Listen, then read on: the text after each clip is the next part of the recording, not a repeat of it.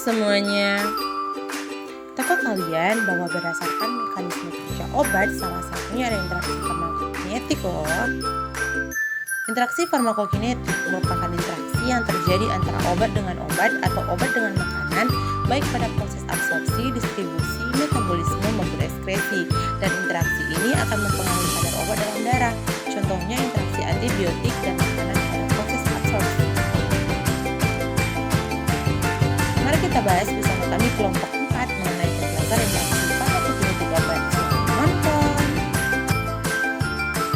Kalau begitu, mari kita bahas dulu saja. Sedang kalian diskusikan. Oke Abi, kita bahas di rumah saja. Kami sedang membahas tugas kuliah yang farmakokinetik. Itu penjelasannya bagaimana? Terus contohnya apa? Aku bingung banget mau ngerjain tugas kita bagaimana.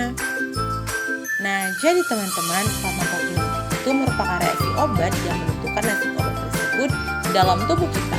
Jadi hubungannya dengan absorpsi, distribusi, metabolisme, dan ekskresi apa dong? Good question dulu, mari kita bahas secara detail. Aku akan menjawab pertanyaan kamu di sini, Glo. Tadi kamu bertanya apa hubungannya dengan absorpsi, distribusi, metabolisme, dan ekskresi. Buat teman-teman semuanya, ayo kita pelajari bersama.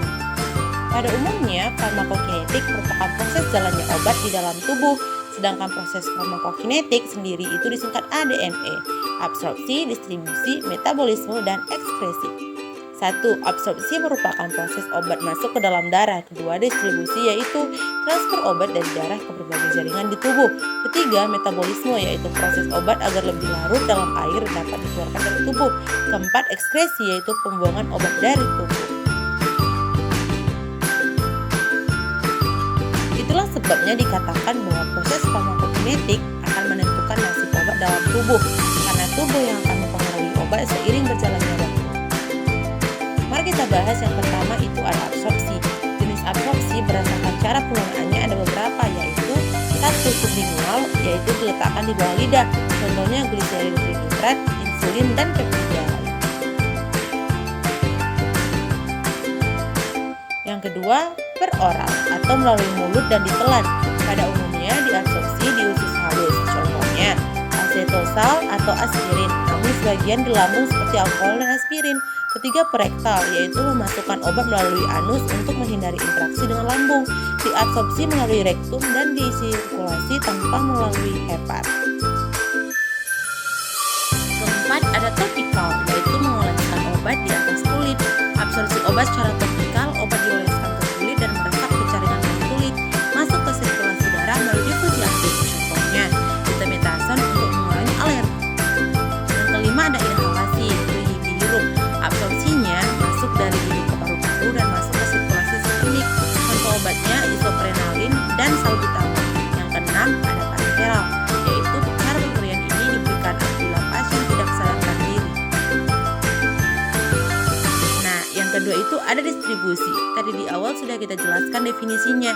Sekarang faktor yang mempengaruhi distribusi yaitu aliran darah, di mana organ dengan aliran darah terbesar ada hepar, jantung, dan ginjal, sehingga menyebabkan pendistribusian pada organ lain seperti kulit, lemak, dan otot menjadi lambat.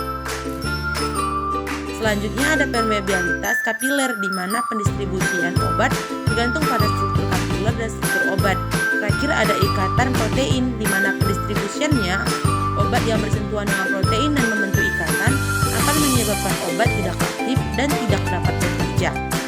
Untuk proses farmakokinetik yang ketiga sudah disebutkan juga tadi definisinya. Yang penting kita mengetahui bahwa dalam proses metabolisme ini obat yang larut dalam lemak akan larut dalam air.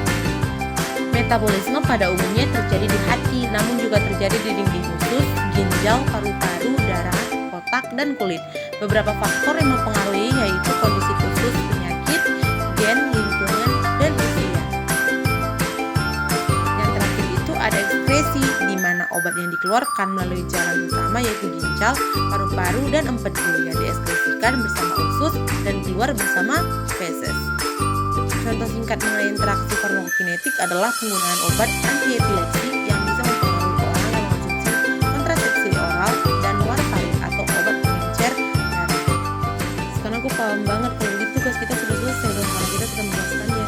Sudah dong, Fane, Glo. Seperti kita sudah bisa pamit dari teman-teman semuanya. Kami kelompok 4 pamit undur diri. Terima kasih sudah menyaksikan.